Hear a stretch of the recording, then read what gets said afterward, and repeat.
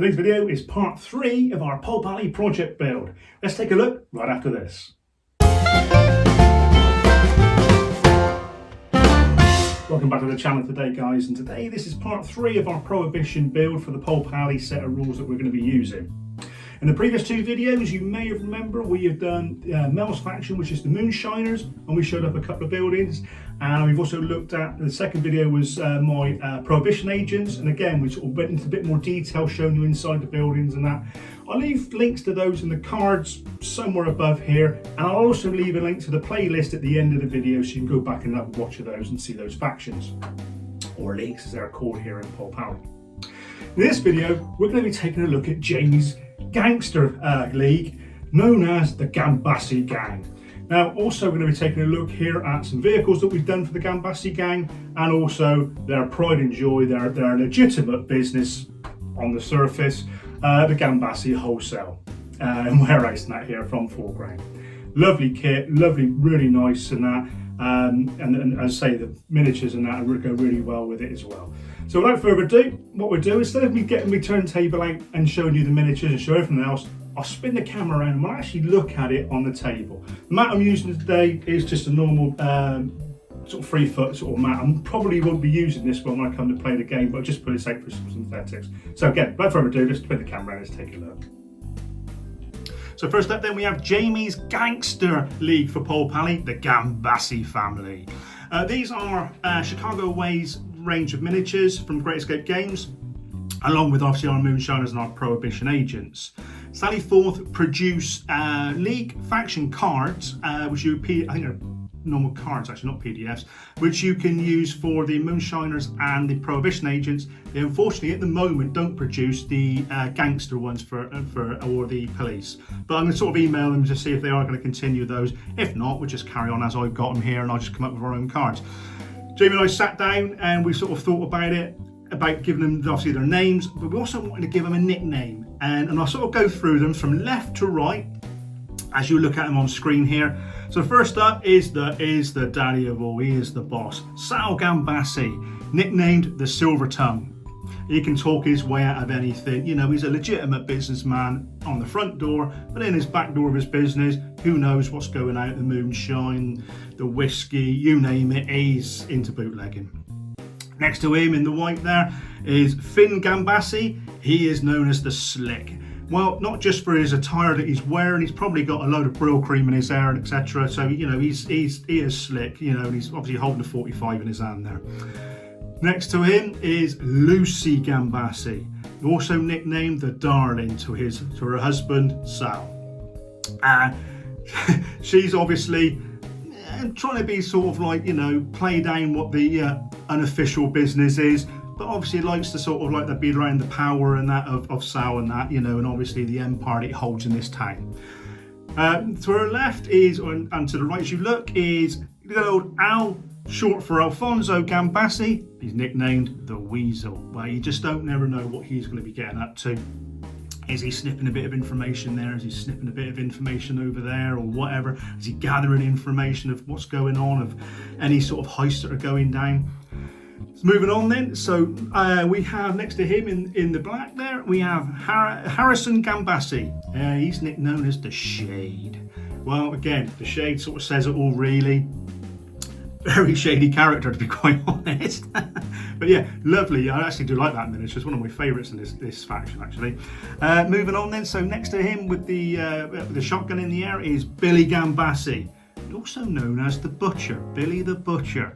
It's not for his normal legitimate business of being sort of cutting up meat, well, that sort of type of meat. Anyway, he is also can be quite a ruthless character, and you won't want to get on the wrong side of him. And on the end there we have Roberto Gambassi, nicknamed Tommy the Gun. He's a very keen musician. He always carries his violin case around with him, and obviously you can probably guess what's actually in there.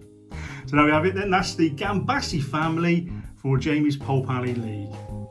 So we have then a couple of the vehicles, and then on the left here, I'll just move in a bit closer so that you can actually just see what's what. I'll just tip the camera down. Oh, wrong way. On the left here then we have, what I've done is the, I'll show you up here in a minute, is the Gambassi lorry.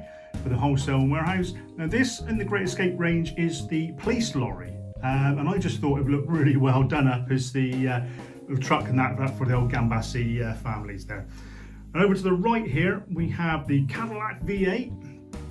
This is a lovely model. These are, I will be honest, they are quite flimsy to go together, but they are really, really nice.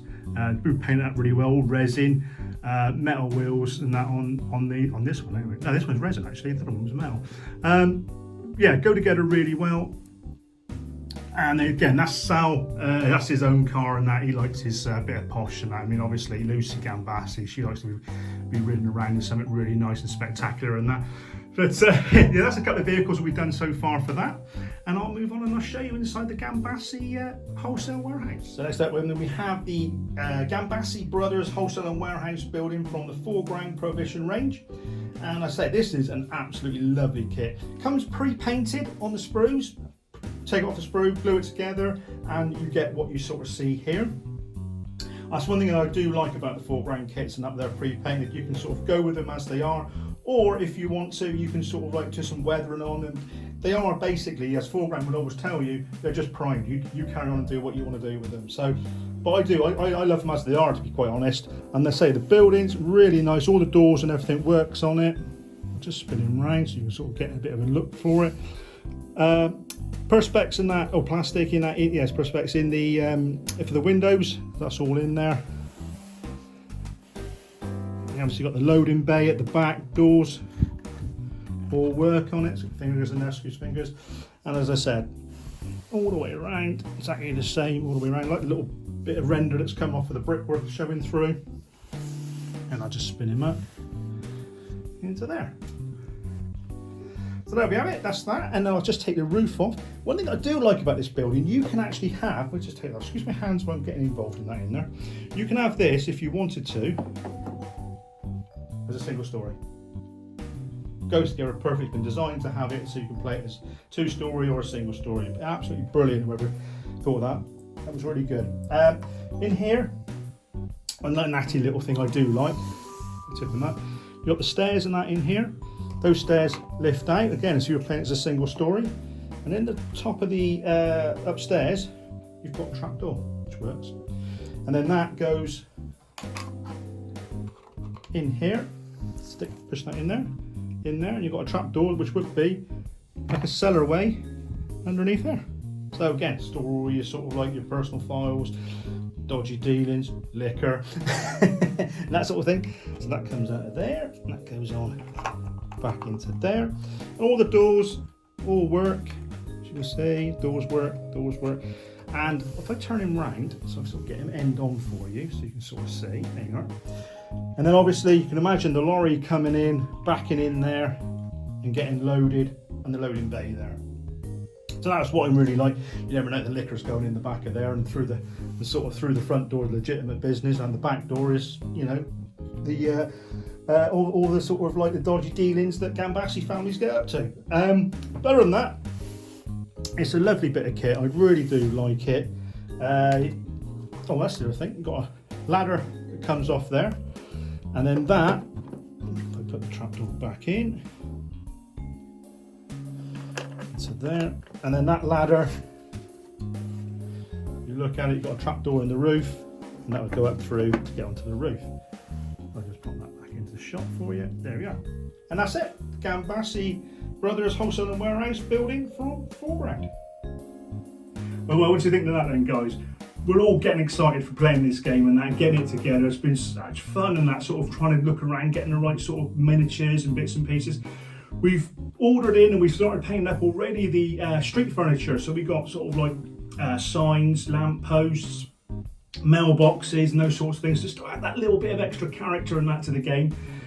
We've also got in some more buildings, be the shotgun buildings that 4 grand do. Samuel's house and Samuel's garage, both of them are being currently at the moment being put together.